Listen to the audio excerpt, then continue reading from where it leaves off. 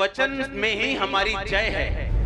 हम अगर वचन को नहीं जानेंगे, नहीं समझेंगे, तो हम जय प्राप्त नहीं कर सकते।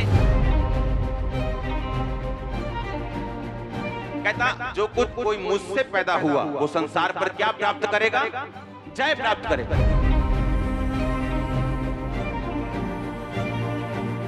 तू हर चीज पे ओवरकम कर जाएगा। तेरी लाइफ का हर स्ट्रगल विक्ट्री में बदलेगा, जीत में बदल जाएगा अगर तुम किससे पैदा होगा? मुझसे।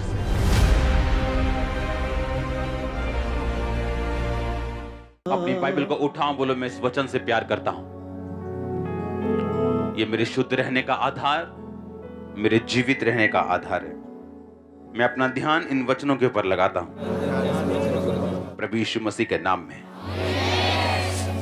तारीफ करो जोर से। पहला यूहन्ना 5 उसकी 1 आयत से मैं पढ़ूंगा। जिसका ये विश्वास है कि यीशु ही मसीह है और वह परमेश्वर से उत्पन्न हुआ है, और जो कोई उत्पन्न करने वाले से प्रेम रखता है वह उससे भी प्यार करता है जो उससे उत्पन्न हुआ है। जब हम परमेश्वर से प्रेम रखते हैं, हम उसकी आज्ञाओं को मानते हैं, तो इसी से हम जानते हैं कि हम परमेश्वर की संतानों से प्रेम रखते हैं। क्योंकि परमेश्वर से प्रेम रखना यह है कि हम उसकी आज्ञाओं को माने और उसकी आज्ञाएं कठिन नहीं। क्योंकि जो कुछ परमेश्वर से उत्पन्न हुआ है वह संसार पर जय प्राप्त करता है, और वह विजय जिससे संसार पर जय प्राप्त होती है वह हमारा विश्वास है। पहला यूहन्ना 3 उसकी 15 आयत। जो कोई अपने भाई से बैर रखता है वह हत्यारा है, और तुम जानते हो कि किसी हत्यारे में अनंत जीवन नहीं रहता। फिर से पढ़ेंगे पहला यूहन्ना 5 उसकी 1 से 4 आयत। जिसका ये विश्वास है यीशु ही मसीह है, वह परमेश्वर से उत्पन्न हुआ है।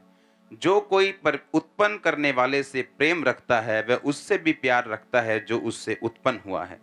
आमीन। 4 आयत में लिखा, जो कुछ परमेश्वर से उत्पन्न हुआ, पैदा हुआ, वह संसार पर जय प्राप्त करता है। ये परमेश्वर की परफेक्ट प्लानिंग है कि वो आपको जय देने के लिए अपने पास बुलाता है। आपको ये मालूम है या नहीं? हाँ, विक्टोरियस लाइफ।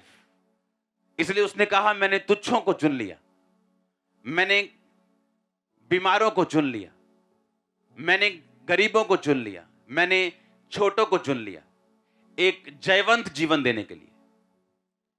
और जब आपको यह मालूम हो जाए कि यह परमेश्वर का प्लान है कि मैं जिस मर्जी जाति से हूं, जिस मर्जी बैकग्राउंड से हूं, गरीब हूं या अमीर हूं, या आगे हूं या पीछे हूं, इससे कोई मतलब नहीं। परमेश्वर की इच्छा यह है कि मैं एक विक्टोरियस, एक जयवंत जीवन जीऊं। वो आपकी मैरिड लाइफ में हो, आपकी स्पिरिचुअल लाइफ में हो, वो आपकी फाइनेंस लाइफ में हो, हर तरफ से परमेश्वर ने आपको जय देने के लिए अपने पास बुलाया। हालेलुया। अब बात यह है कि उस जय को पाने का तरीका हमें बाइबल बताती है। अगर हम फ्रिज खरीदते हैं, टीवी खरीदते हैं और हमें मालूम नहीं वो कैसे चले, एक बुक उसके साथ मिलती है जिसमें लिखा होता है ये चलता कैसे। अगर हम उस बुक को छोड़ दें और बैठ के रोते रहें कि ये चल नहीं रहा, मेरे को पता नहीं चलाना कैसे है, तो इसमें टीवी बनाने वाले का कोई कसूर नहीं। कसूर आपका है जिसको बुक पढ़नी नहीं आती और उसको चलाना नहीं आता। अब परमेश्वर ने कहा, कहता है जिसको यह विश्वास है कि प्रभु यीशु ही मसीह है, यानी जो बपतिस्मा ले चुका है, जो परमेश्वर पर विश्वास करता है, कहता वो परमेश्वर से पैदा हुआ है। बोलो अपने पड़ोसी को, तुम परमेश्वर से पैदा हुए हो। फिर से बोलो अपने पड़ोसी को, बोलो अगर तुम्हें, बोलो पड़ोसी को, बोलो अगर तुम्हें विश्वास है कि यीशु परमेश्वर है, मसीह है, तो तुम प्रभु से पैदा हुए हो। आमीन। अब उसने कहा अगर तुम्हें यह विश्वास है कि यीशु मसीह परमेश्वर है तो तुम परमेश्वर से पैदा हुए हो। कहता अगर तुम ये मानते हो कि तुम परमेश्वर से पैदा हुए हो तो तुम उन सब चीजों से प्यार करोगे जो परमेश्वर से पैदा हुई। यानी तुम अपने भाइयों से भी क्या करोगे? कहता अगर तुम ये कहो कि मैं अपने बाप से प्यार करता हूं और अपने बाप के दूसरे बेटों और बेटियों को नफरत करो, कहता तुम में अनंत जीवन नहीं है, क्योंकि तुम अपने भाई से क्या करते हो? बैर करते हो। पहला यूहन्ना 3 उसकी 15 को पढ़ेंगे। जो कोई अपने भाई से बैर रखता है वो मर्डरर है, कहा वो मर्डरर है, वो हत्यारा है, वो कातिल है। जैसे 302 की धारा लगती है ना, फिर कत्ल करने, कहता वो मर्डरर है। अगर तुम अपने भाई से नफरत करते हो, बैर करते हो, उसकी टांगे खींचते हो, कहता तुम एक हत्यारे हो, और एक हत्यारे में कभी भी अनंत जीवन नहीं रहता। अब पहला यूहन्ना 5 उसकी 2 में लिखा, जब हम परमेश्वर से प्रेम रखते हैं तो उसकी आज्ञाओं को मानते हैं, और इसी से हम जानते हैं कि हम परमेश्वर की संतानों से प्रेम रखते हैं। उसने कहा अगर तुम कहो कि मैं परमेश्वर से प्यार करता हूं, तो उसने कहा अगर तुम परमेश्वर से प्यार करते हो तो तुम उसकी आज्ञाओं को क्या करोगे, मानोगे। और उसने कहा इसी से हम जानते हैं कि हम परमेश्वर की संतानों से क्या करेंगे, प्रेम करेंगे। कहता अगर कोई ये कहे मैं अपने बाप से प्यार करता हूं और अपने भाइयों से नफरत करे तो वो अपने बाप से असल प्यार नहीं करता। परमेश्वर ने कहा अगर तुम अपने भाई से बैर करते हो तो तुम हत्यारे हो। उसने ये नहीं कहा तुम में कमी है, या तुम जेलसी वाले बंदे हो, या तुम में ये थोड़ी सी कमी है। उसने कहा कमी वमी नहीं है, तुम मर्डरर हो, तुम हत्यारे हो, और किसी हत्यारे में अनंत जीवन नहीं रहता। आगे उसने कहा क्योंकि परमेश्वर से प्रेम रखना यह है कि हम उसकी आज्ञाओं को माने, और उसकी आज्ञाएं मुश्किल नहीं, क्योंकि जो कुछ परमेश्वर से उत्पन्न हुआ है वह संसार पर जय प्राप्त करता है, और वह विजय जिससे संसार पर जय प्राप्त होती है हमारा विश्वास है। अब उसने कहा इंग्लिश में, for whatsoever is born of God overcometh the world. जो कुछ परमेश्वर से पैदा हुआ वो संसार पर जय प्राप्त करता है। प्रॉब्लम कहां पे? आप चाहे जानते हो चाहे ना जानते हो, पर शैतान इन वचनों को जानता है। आपको मालूम, वो इन वर्ड्स को जानता है। इसलिए जब वो यीशु मसीह के पास आया और उसे मालूम था कि मैं यीशु मसीह को आके ऐसे ही कुछ नहीं कहूंगा, मैं उसको ऐसे नहीं भरमा सकता क्योंकि ये वचन का जानकार है, उसने यीशु मसीह को आके बोला अगर तू परमेश्वर का बेटा है तो अपने आप को इन चर्च की, इस भवन की ऊपर से नीचे गिरा दे, अपने आप को यहां से नीचे गिरा दे, तो तेरे वचन में लिखा है तेरे पिता के कि तेरे दूत आएंगे और तुझे संभाल लेंगे। और परमेश्वर जो वचन जानते थे, उसने कहा शैतान ये भी लिखा है कि तू अपने परमेश्वर और प्रभु की कभी भी परीक्षा ना कर। जब पौलुस के हाथ में सांप ने डंक मारा था तो पौलुस सांप से पंगे नहीं ले रहा था, वो जंगल में जाके कोबरा नहीं पकड़ा था कि देखता मैं केड़ा सांप मैनू वड़दा। बाइबल कहती वो आग जलाने के लिए लकड़ियां बटोर रहा था और अचानक सांप ने काटा और उसको कुछ नहीं हुआ। वो शैतान के पास नहीं गया। शैतान अगर आपके पास आता है तो परमेश्वर आपको बचाएगा, लेकिन खुद शैतान के पास नहीं जाना। यह बात परमेश्वर को मालूम थी, और बाइबल कहती है यीशु मसीह ने कहा लिखा है शैतान की तू कभी अपने प्रभु अपने परमेश्वर की परीक्षा ना कर। इसका मतलब क्या कि अगर आप वचन नहीं जानते तो शैतान इन्हीं वचनों का इस्तेमाल वो आपके खिलाफ करता है। और बाइबल कहती है कि जो कुछ परमेश्वर से पैदा हुआ, जन्मा, बॉर्न हुआ, वो संसार के ऊपर क्या प्राप्त करता है? जय प्राप्त करता है। इस संसार के ऊपर क्या प्राप्त करता है? जय। इंग्लिश में लिखा ओवरकम है। अब ओवरकम वर्ड जब यूनानी भाषा में लिखा गया, उसका मतलब हम पढ़ेंगे अपनी स्क्रीन के ऊपर। उसका मतलब है निकाओ। निकाओ का मतलब subdue, overcome, prevail, get the victory. और निकाओ शब्द निकला नाइक शब्द से। नाइक का मतलब है मीन्स ऑफ सक्सेस, विक्ट्री। परमेश्वर ने कहा अगर जब हमें यह बात मालूम नहीं होती कि वचन में ही हमारी जय है, हम अगर वचन को नहीं जानेंगे, नहीं समझेंगे, तो हम जय प्राप्त नहीं कर सकते। क्योंकि आज लोग ये नहीं जानते, परमेश्वर ने कहा अगर तुम मुझसे पैदा हुए हो तो तुम संसार पर क्या प्राप्त करोगे? जय, ओवरकम कर जाओगे। शैतान तुम पे अटैक करेगा, तुम्हारे फाइनेंस के ऊपर, तुम ओवरकम करोगे। वो तुम्हारी सेहत के ऊपर अटैक करेगा, तुम जय पाओगे। तुम्हारी मैरिज पे कर सकता है, जय पाओगे। तुम्हारे घर पे कर सकता है, तुम्हें हरा नहीं पाएगा वो, तुम हमेशा ओवरकम कर जाओगे। एवरी टाइम 100 में से 100 बार तुम जीतोगे। परमेश्वर ने कहा तुम इस संसार के ऊपर धड़ल्ले से जय प्राप्त करोगे। पर कहता उसका एक तरीका है, उसका एक तरीका है।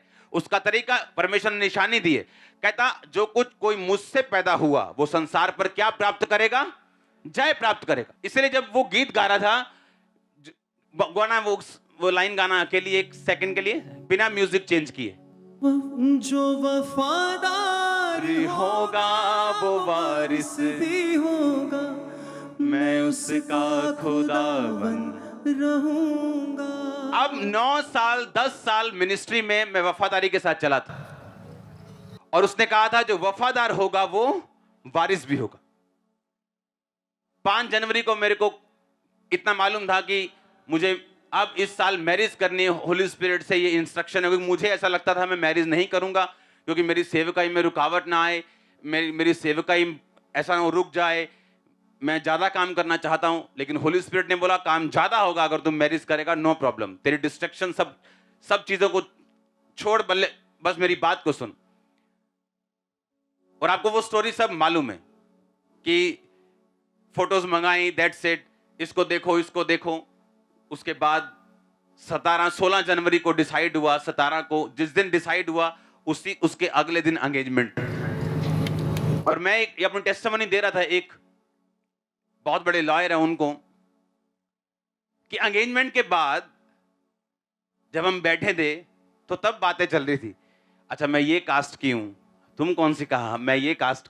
एंगेजमेंट के बाद घर नहीं देखा, कुछ नहीं देखा। और अब मैं आपको ये दावा कर सकता हूं मेरी मैरिज लाइफ के जैसे किसी की लाइफ नहीं होगी, मैं सच कह रहा हूं। जब परमेश्वर आपको आत्मा में चलाता है आपको जात मिलाने की जरूरत नहीं पड़ती। फिर वो बता रही थी, अच्छा मैं कहां से हूं, मैं ये एक अरोड़ा खत्री होते हैं उनसे, अच्छा तुम, मैं रविदास से बिरादरी से हूं, अच्छा मेरा घर इस गांव में, अच्छा मेरा यहां। एंगेजमेंट के बाद की बात कर रहा हूं, पहले की नहीं। जब हम शरीर से चलते हैं, अच्छा जात मिलनी, अच्छा पैसा मिलना चाहिए, अच्छा सब कुछ मिलना चाहिए, बाद में चाहे छितर पनीर की रोटी भी घर रोज पके। क्यों? अगर हम स्पिरिट में चलेंगे, उसने कहा कि तू मुझसे पैदा होगा तू हर चीज पे ओवरकम कर जाएगा, तेरी लाइफ का हर स्ट्रगल विक्ट्री में बदलेगा, जीत में बदल जाएगा। अगर तुम किससे पैदा होगा? मुझसे। अब परमेश्वर ने कहा अगर तुम मुझसे पैदा हुआ है तो उसकी एक निशानी होगी, तू उन सबसे प्यार करेगा जो मुझसे पैदा हुए। अगर तेरे में यह बात नहीं है तो तू झूठा है, मर्डर है, तू हत्यारा है। आप जानते हैं हेवन फुल ऑफ सरप्राइजेस होगा, क्योंकि जिन लोगों को आप स्टेजेस पे देखते हैं वहां पे वो लोग नहीं होंगे। बहुत से लोग जिनको आप बड़े बड़े स्टेजेस पे देखते हैं वहां नहीं होंगे, और आप हैरान होंगे ये कैसे हो गया, ये तो फलाना नहीं है, वहां रहता था। और आपको मालूम होगा कि ये स्वर्ग में है ही नहीं। सामने से हालेलुया बोल के सरमन देना या मिनिस्ट्री करना या गाना या बैठना या बिलीवर बनना या वॉलंटियर बनना, इस बात से आप स्वर्ग नहीं जाते जब तक आप अंदर से अपने भाई से प्यार नहीं करते। और आज इस चीज में लोग फेल हो चुके हैं, टोटल फेल। और परमेश्वर क्या कहता है? और नुकसान किसका है? नुकसान उसका नहीं जिससे नफरत की जा रही, वो हमेशा आपको बढ़ता मिलेगा। नुकसान उसका है जो नफरत कर रहा है, क्योंकि परमेश्वर ने कहा फिर तुम में अनंत जीवन नहीं रहेगा। जब वो अपने फाइनेंस में चलेगा उसको तरह तरह के एक्सक्यूज मिलेंगे। अच्छा ये अगर ये होता ना तो फिर आप चाक देना ही कम, जे ऐदा होता ना यार फिर सेट हो जाना ही कम। अपनी फैमिली में, अपनी लाइफ में, अपने आसपास उसको वो कभी वो रिलीज, वो ब्लेसिंग, वो फ्लो कभी नहीं मिलता जिसकी वो एक्सपेक्टेशन रखता है परमेश्वर से कि ऐसा मेरी लाइफ में हो या मेरी फैमिली में हो या मेरे फाइनेंस में हो या मेरी मिनिस्ट्री में हो। उसको कभी ऐसा नहीं मिलता, क्योंकि अनंत जीवन, इटर्नल लाइफ जो सिर्फ स्वर्ग से शुरू नहीं होती, जिस दिन आप क्रिश्चियन बनते तब से शुरू होती। वो आपके फाइनेंस में फ्लो करती, आपके शरीर में फ्लो करती, वो आपके परिवार में फ्लो करती, आपके मानसिक जीवन में फ्लो करती, स्पिरिचुअल लाइफ में फ्लो करती। और जब वो आपकी लाइफ में फ्लो करना शुरू करती है, आपकी लाइफ में लाइफ बढ़ती है, आप जीवित होते हैं, अपनी हर एक पहलू में, हर एक चीज में आप जीवित होते हैं। और जब आप बैर करते हैं, नफरत करते हैं, वो आप नहीं जानते वो चीजें गायब हो जाती। आप दुनिया के सामने वही रहते हैं, आपकी शक्ल चेंज नहीं होती, पर आपकी स्पिरिचुअल पोजीशन जो है वो बदल जाती। फिर से पढ़ेंगे इसको, पहला यूहन्ना 5। जिसका यह विश्वास है कि यीशु ही मसीह है, वह परमेश्वर से पैदा हुआ है। जो कोई उत्पन्न करने वाले से प्रेम रखता है, वह उससे भी प्यार करता है जो उससे पैदा हुआ हो। यानी जो कोई परमेश्वर से प्यार करता है, वह उससे भी प्यार करता है जो परमेश्वर से पैदा हुआ हो। जब हम परमेश्वर से प्यार करते हैं तो उसकी आज्ञाओं को मानते हैं, और इसी से हम जानते हैं कि हम परमेश्वर की संतानों से प्यार करते हैं। परमेश्वर ने कहा, अगर तुम भी अपने प्रेम करने वालों से प्रेम करो, जो तुमसे प्यार नहीं करते उनसे नफरत करो, तो तुम में और अन्य जातियों में मैं कोई फर्क नहीं समझता। आज बड़ी बड़ी बातें करने से ये बेटर है कि कलीसिया अपने बेसिक में चले। एक मकान पे अच्छे से अच्छा पेंट, अच्छे से अच्छा ईंटें, सरिया, अच्छा फर्नीचर, बेस्ट सीलिंग लगा के अगर उसका बेस कमजोर छोड़ दोगे तो एक दिन उल्टा और शर्मिंदगी होगी, क्योंकि लोग बोलेंगे कि क्या बेस्ट से बेस्ट सामान लगाया लेकिन मकान ढह गया। इससे अच्छा यह कि लोगों की परवाह ना करते हुए अपना बेस स्ट्रांग करो, चाहे वो घर थोड़ी देरी से बने, मुश्किल बने, लेकिन जब वो बन जाए वो एक सदा का घर हो। और ऐसा करने के लिए प्रभु ने आपको अपने पास बुलाया। परमेश्वर ने कहा, अगर तुम मुझसे प्यार करोगे तो मुझसे जो जन्मा है तुम उससे भी प्यार करोगे। चाहे वो तुम्हारे साथ सेम विश्वास नहीं शेयर करता तो भी, उसकी डॉक्ट्रिन थोड़ी अलग हो तो भी, अगर वो तुम्हारे साथ सहमत नहीं है तो भी, पर कहता अगर तुम बैर करते हो तुम एक मर्डरर हो। परमेश्वर तुम्हें एक मर्डरर की निगाहों से देखता है। आज प्रॉब्लम पता क्या है चर्च में? आज प्रॉब्लम यह है कि जब एक पापी चर्च में आता और छाती पीट के बोलता है, रो के कहता, खुदावन मैं पापी हूं, और लिखा चुंगी, एक बंदा आता और बोलता है कि परमेश्वर ये चुंगी लेने वाला जो कह रहा है ना मैं पापी हूं, मैं इससे बड़ा अच्छा हूं। आप प्रेयर करी दी है, पता हम प्रेयर करते हैं, पता दान कितना देते हैं, और परमेश्वर ने कहा वो धर्मी और तू पापी। हम जितना मर्जी अच्छा काम कर लें, जब तक हमारा टीचर हमारी कॉपी चेक करके उस पर गुड नहीं लिख देगा, तब तक वो सस्पेंस बना रहता है। हाँ या ना? हम जितना मर्जी अच्छा कर लें, जब तक हमारा टीचर उस पर वेरी गुड नहीं लिखता, उसे पास नहीं करता, तब तक वो पास नहीं। आज जब हम बेसिक भूल जाते हैं और बड़ी बड़ी बातें करना शुरू कर देते हैं, एंड में शर्मिंदगी कुर्सी पर बैठ के उन लोगों का इंतजार कर रही है, उनको मालूम नहीं। क्योंकि ये होगा, क्योंकि अनंत जीवन किसी हत्यारे में नहीं रहता। वो लाइफ नहीं रहती जो आपकी हड्डियों में बहनी, वो लाइफ नहीं रहती जो आपके फाइनेंस में बहनी, आपकी लाइफ में, फैमिली में बहनी, वो लाइफ नहीं रहेगी आपकी लाइफ में अगर आप बैर करेंगे तो। हालेलुया। अब हम पढ़ेंगे प्रकाशित वाक्य 3 उसकी 21 आयत को। जो जय पाए उसे मैं अपने साथ सिंहासन पर बिठाऊंगा, क्योंकि मैं भी जय पाकर अपने पिता के साथ उसके सिंहासन पर बैठ गया। फिर बोलो, जो जय पाए। इसका मतलब यह है, प्रकाशित वाक्य एक ऐसी पुस्तक है जिसको आप मान नहीं सकते पूरा, क्योंकि यह एक प्रोफेटिक बुक है। यह तो होना है अभी। ये सिर्फ पढ़ने से ही आपको ब्लेसिंग मिलती है, बोलने से ही ब्लेसिंग मिलती है, इसको सिर्फ देखने से ही ब्लेसिंग बाइबल कहती है आपको मिलती। जब आपने ये वचन पढ़ा, एक्चुअली आप ब्लेस हो रहे हो सिर्फ पढ़ने से। ये इस बुक की खासियत है। उसने कहा जो जय पाए, इसका मतलब ये एक चॉइस, ये एक चुनाव है जो आपको करना है। परमेश्वर ने यह नहीं कहा जिसको मैं जिताऊं, परमेश्वर ने कहा जो खुद जय पाए उसको मैं अपने सिंहासन पर बिठाऊंगा, जिस तरह मैं भी जय पाकर अपने पिता के साथ सिंहासन पर बैठ गया।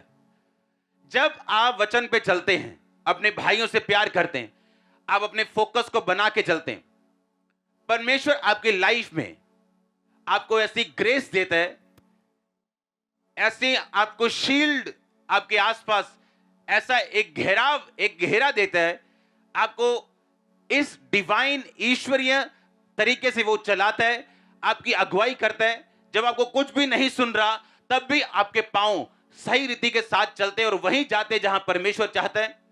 ये सारा कॉन्फिडेंस, ये सारा विश्वास आप इसे अपनी लाइफ में पर्सनली भी देख सकते हैं प्रैक्टिकली पूरा होते हुए, अगर हम उसके वर्ड पे चले तो। हालेलुया। और जब वो आपकी अगुवाई करता है, जब परमेश्वर आपके ईश्वरीय रीति के साथ अगुवाई करता है, आपकी सेंसेस उसके साथ मैच नहीं करती। गिदोन को लगता था मुझे और लोग चाहिए, मुझे और लोग चाहिए ये बड़ा काम करने के लिए। परमेश्वर कहता है नहीं, ये हजारों में से तुझे कुछ सैकड़े लोग चाहिए जो चपड़ चपड़ पानी पिए, उनको साथ ले जा, क्योंकि युद्ध किसका है? यहोवा का। संग्राम किसका है? यहोवा का। वो अपनी महिमा किसी दूसरे को नहीं देना चाहता। हालेलुया।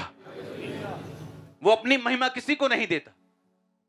वो अपनी ग्लोरी, अगर मैं ये बात बोलता हूं, अगर आप यूज हो रहे हैं खुदाबंद के लिए, आप किसी भी चीज के लिए, किसी भी डिपार्टमेंट में, किसी भी काम के लिए, कभी घमंड मत करो, क्योंकि परमेश्वर के पास आपसे बेटर पर्सन अवेलेबल है उसी जगह के ऊपर। और जैसे आप घमंड करेंगे वो आपसे बेटर पर्सन खड़ा कर देगा। और जब हम इस बात को पहचानते हैं कि अगर हम कुछ कर रहे हैं, अगर हम कुछ बोल रहे हैं, अगर हम कुछ प्रेयर कर रहे हैं, अगर हम कुछ कर रहे हैं परमेश्वर के राज्य के लिए, तो ये आपकी ब्लेसिंग है। क्योंकि जब वो जिताने पे आता है, उसको हजारों नहीं चाहिए, वो कुछ ही को इस्तेमाल करके बड़ी सेनाओं को हरा सकता है। और ये हमने बाइबल में देखा है। आज अगर आप परमेश्वर के हाथ को पहचान लें और जो भी अपनी लाइफ में आप स्टेप लें, अगर उसमें आप परमेश्वर को सामने रख के ले, आप कभी फेल नहीं हो सकते। अपनी लाइफ की आपकी बिगेस्ट निराशा, जिसमें आपको यह यकीन है कि यीशु मसीह परमेश्वर है, मैं जानता हूं वो बड़े मौजज़े करता है, मैं जानता हूं, लेकिन इस निराशा से मुझे वो निकाल नहीं सकता। मैं आपको बिलीव दिलाता हूं कि जब आपकी लाइफ का डार्केस्ट टाइम होगा और आपको लगेगा कुछ नहीं, और फिर भी आप परमेश्वर में बने रहेंगे, एक रात लगेगी परमेश्वर को सब कुछ बदलने के लिए। और मैं ये पढ़ा पढ़ाया कुछ नहीं सुना रहा हूं, मैं आपको अपनी लाइफ बता रहा हूं। एक नाइट फिनिश, एक दिन लगेगा उसको सारा वातावरण बदलने के लिए, जब वो आपके फेवर में खड़ा हो जाएगा। तो अब प्रॉब्लम ये है, आज का जो बिलीवर है वो परमेश्वर के हाथ को पहचानता नहीं। कैसे? यूसुफ को पोतीफर की पत्नी बोलती है, आजा मेरे साथ सो जा, क्योंकि वो स्मार्ट था। और उसने पता क्या कहा? परमेश्वर मुझे देख रहा है, तेरे पति ने सब कुछ मेरे हाथ में दिया, कनक चावल सब कुछ, तेरे घर की प्रॉपर्टी। अब मेरा कॉन्शियस, बाइबल में कहीं नहीं लिखा था तू व्यभिचार ना कर, तब वचन नहीं आया था। कहता मेरा विवेक ये कहता है कि ये गलत काम है। बाइबल में कहां लिखा अफीम ना खाओ? लिखा कहीं? तो क्या अफीम खानी सही है? उस टाइम नहीं लिखा था व्यभिचार ना कर, पर उसको मालूम था व्यभिचार करना पाप है। बाइबल में कहीं नहीं लिखा स्मैक ना पियो। स्मैक तो अभी आई है ना, अभी इंसान की ये कुकर्म है उसने बनाई। इसका मतलब ये नहीं कि हम खाएं या पिएं, क्योंकि बाइबल में आपको कॉन्शियस दिया, एक विवेक दिया। कहता मेरा विवेक ये कहता है कि जिस परमेश्वर ने मुझे इतनी ब्लेसिंग दी है जिस घर में, उस घर के साथ मैं ऐसा काम ना करूं। उसका विवेक उसको प्रधानमंत्री की कुर्सी पे ले गया। आज प्रॉब्लम ये है, इंसान ये चीज भूल जाता है, उसका रूट क्या है, उसकी ब्लेसिंग क्या है। और फिर परमेश्वर उसको फेलियर के रास्ते पे चलाता है कुछ महीने साल, ताकि वो समझे और सीखे उसने क्या गवाया। अगर आप नबूकदनेस्सर को देखें, वो एक ऐसा राजा था जिसने तकरीबन पूरी दुनिया के ऊपर राज कर लिया था। जिस पर राज नहीं था उनके साथ संधि थी। और उसने एक दर्शन देखा कि एक बड़ा पेड़ है जिसकी शाखाएं हैं, जिसके ऊपर पंछी बसेरा करते हैं, और एक आसमान से स्वर्गदूत उतरा। उसने कहा इसको काट दो, इसकी डालियां बिखेर दो, पर जड़ को रखे रहना। उसने कहा मुझे एक बड़ा गहरा स्वप्न आया और जब बात हुई तो उसे परमेश्वर के जन ने बताया कि स्वप्न का मतलब यह है कि तू ऐसा ऐसा तेरे साथ होगा, तू घास चरेगा, तू पागल हो जाएगा, 3.5 साल यानी 7 काल तक ऐसा तेरे साथ होगा। लेकिन अगर तू पाप छोड़ दे और परमेश्वर को पहचाने तो परमेश्वर अपना मन बदल सकता है। और बाइबल कहती है एक दिन अपने भवन पे टहल रहा था और ऊंचा भवन और सब तरफ देख के बोलता है ये सारा कुछ क्या मैंने अपनी ताकत से नहीं कमाया? और ऊपर से आवाज आती राज्य तेरे हाथ से निकल गया। उसको मेंटली अपसेट का दौरा पड़ता है, घास चरता है, बैलों के साथ रहता है, नाखून बढ़ जाते हैं, बाल बढ़ जाते हैं। और 3.5 साल बाद परमेश्वर 2 सेकंड के लिए उसकी बुद्धि को, आंखों को खोलता है और वो आसमान की ओर देख के बोलता है परमेश्वर तू ही राज देता है और तू ही वापिस लेता है। और बाइबल कहती जैसे ही उसने मुंह से कहा दुष्ट आत्मा उसे छोड़ के चला जाता है और वो नॉर्मल होता है, अपने सिंहासन पर बैठते हैं और लोगों को बताता है कि चाहे तुम ऊंचाई पे रहो चाहे निचाई पे रहो, हर जगह हर टाइम परमेश्वर के हाथ को पहचानो अपनी लाइफ में। अगर तुम नहीं पहचानोगे, अगर उस डीप निराशा के गड्ढे में अगर यूसुफ ना पहचानता तो प्रधानमंत्री तक ना पहुंचता, उस कुर्सी तक ना पहुंचता। और अगर नबूकदनेस्सर उस ऊंचाई तक परमेश्वर को पहचान लेता तो बैलों की तरह 3.5 साल घास ना खाता और पागल बन के ना रहता। परमेश्वर ने आपको मौका दिया काम करने का, आप चोरी करना शुरू कर गए। आपको फाइनेंस पे बिठाया, आपने चोरी कर ली। किसी ड्यूटी को दिया, आपने कमीशने खा ली, चोरी कर ली। नो नो नो नो, ये कर्ज को बुलावा देना है। ये परमेश्वर को बोलना है कि हम तेरी दिए हुए काम को अब्यूज कर रहे, गाली दे रहे। और जब हम परमेश्वर को गाली देंगे जीवन नरक बन जाता है। हालेलुया। और अगर हम पहचान ले और अपने कॉन्शियस को जिंदा रखें तो बहुत सी मुसीबतों से हम बच सकते हैं। परमेश्वर ने कहा अगर तू अपने भाई से बैर करे तो तू मर्डरर है और किसी मर्डरर में अनंत जीवन नहीं रहता। कहता अगर तू उससे भी प्यार करे जो मुझसे पैदा हुआ, तू जय पाएगा, तू विक्ट्री लेगा, ओवरकम करेगा, सबड्यू करेगा, सक्सेस लेगा, प्रिवेल करेगा इस संसार के ऊपर। हर वो चीज जो इस संसार के ऊपर है आप उस पर जय पाएंगे। परमेश्वर को पहचानो अपनी लाइफ में, अपने कॉन्शियस को, मन को, अपने विवेक को जिंदा रखो, अपने अंदर वाले आदमी की बात को सुनो। हालेलुया। अपने हाथों को उठाओ खुदावंद के साथ वफादारी के लिए, अपने गुनाहों की क्षमा मांगो, माफी मांगो, क्लीन लाइफ मांगो, साफ जिंदगी, क्लीन जिंदगी, कॉन्शियस अपना जीवित खुदावंद को बोलो कि वो करे। अपने गुनाहों की क्षमा मांगो क्योंकि बाइबल ऐसा कहती है जब पाप आता है, जब हम कॉन्शियस से नहीं चलते तो शर्मिंदगी उसके बाद फॉलो करती। खुदावंद को बोलो खुदावंद मुझे हर एक शर्मिंदगी से बचा, मुझे जय दे खुदावंद। मैं अपने भाई से प्यार करता हूं, मैं अपने विवेक के अनुसार चलता हूं। हिलाओ अपने हाथों को और मांगो परमेश्वर से। आज ग्रेस यहां पे मौजूद है, उस वफादारी के अभिषेक को और उसके मसे को मांगो।